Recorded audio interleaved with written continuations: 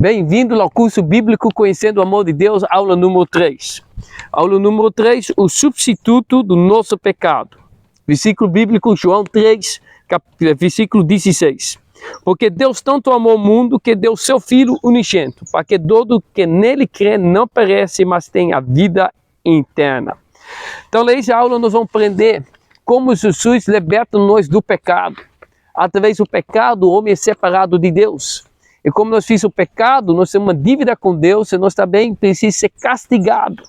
Essa dívida de ser castigado pelo pecado, nenhum ser humano tem de pagar, porque a única forma de pagar é a morte, porque o salário do pecado, a Bíblia ensina, é a morte. E a morte, quando nós pagamos isso, nós estamos mortos, não mais vamos estar vivos.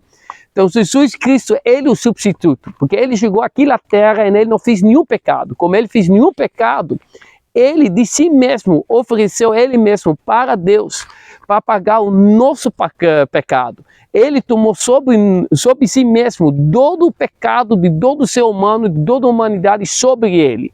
E Ele pagou esse preço para morrer na cruz. Então, Ele morreu no nosso lugar. O salário do pecado, a morte, Ele carregou e Ele pagou esse preço na cruz. Mas como Ele não fez nenhum pecado, a morte não poderia segurar Ele, porque Ele não fez nenhum pecado. Então, Ele ressuscitou. Então, todo ele que acredita em Jesus é perdoado do pecado dele, porque Jesus pagou o preço. Mas como Jesus Cristo também ressuscitou de morte, todo ele que acredita nele não só recebe a salvação do pecado, mas também recebe vida eterna, porque vai viver com Cristo, porque Cristo na cruz pagou o preço de nossos pecados, Ele morreu no nosso lugar, mas como Ele não fez nenhum pecado, Ele ressuscitou e venceu a morte e venceu o pecado. Até a próxima aula.